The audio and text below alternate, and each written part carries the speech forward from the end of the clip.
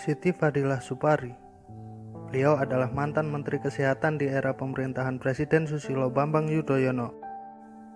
Beliau juga merupakan satu-satunya orang di dunia yang berani menentang penetapan virus H5N1 sebagai wabah penyakit menular oleh WHO. Beliau melakukan riset virus H5N1 secara independen. Dari riset tersebut, beliau menyimpulkan kalau virus H5N1 tidak bisa menular dari manusia ke manusia. Dan bukti riset itu beliau paparkan kepada PBB. Alhasil, WHO batal menetapkan virus H5N1 tersebut sebagai wabah penyakit menular. Singkatnya, saat itu para bajingan penjual vaksin sudah gagal sebelum berperang. Lain halnya dengan SARS-CoV-2 alias COVID-19 yang dengan mudah ditetapkan sebagai wabah penyakit menular oleh WHO tanpa ada perlawanan dalam bentuk metodologi riset yang berbeda dari siapapun dan pihak manapun. Saat ini, para bajingan penjual vaksin sudah mulai memproduksi vaksin buatan mereka untuk kemudian dijual kepada negara-negara yang membutuhkan, termasuk Indonesia. Sebentar lagi, vaksin tersebut akan menjadi program nasional di berbagai negara. Tahun 2016, saat Jokowi menjabat sebagai presiden, beliau diseret ke persidangan tipikor karena dituduh melakukan tindakan yang merugikan negara yang katanya dilakukan pada tahun 2005.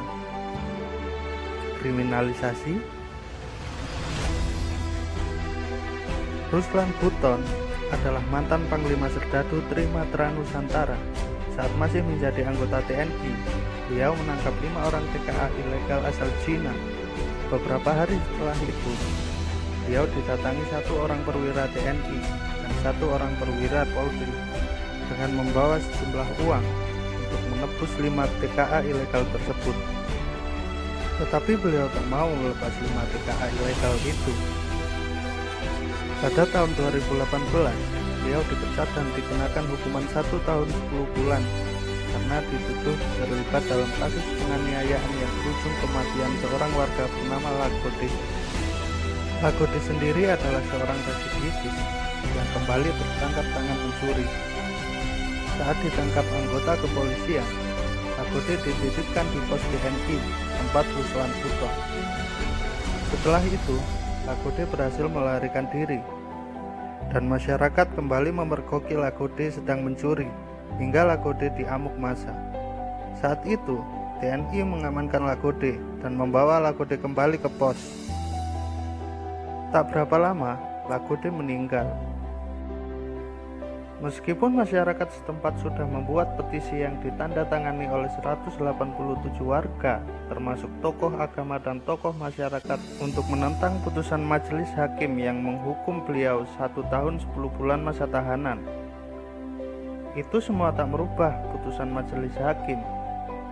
Dan aksi protes besar-besaran yang dilakukan warga Kecamatan Lede tak bisa mengeluarkan beliau dari balik jeruji besi.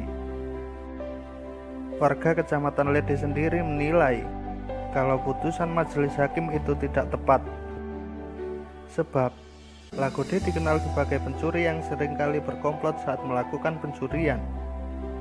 Itu menimbulkan keresahan di kalangan warga Kecamatan Lede. Tak seharusnya Ruslan Buton dicopot dan dihukum 1 tahun 10 bulan masa tahanan karena beliau sudah membuat lingkungan kami kembali kondusif dan aman dari pencurian, kata seorang warga. Kriminalisasi. Oh iya, sebenarnya ada satu lagi. Mantan Menteri KKP, Ibu Menteri Susi Pujiastuti, meskipun nasib beliau agak mendingan, tidak dikriminalisasi, tetapi beliau didepak dari kabinet Jokowi dengan alasan menghalangi investasi Cina karena keberanian beliau menindak tegas kapal-kapal Cina yang masuk dalam wilayah kedaulatan Republik Indonesia. Kapan bangsa ini akan menjadi bangsa yang merdeka dan berdaulat? Kalau orang-orang yang berjuang demi kedaulatan bangsa satu persatu ditangkap oleh penguasa negaranya sendiri. Polisimu belum selesai.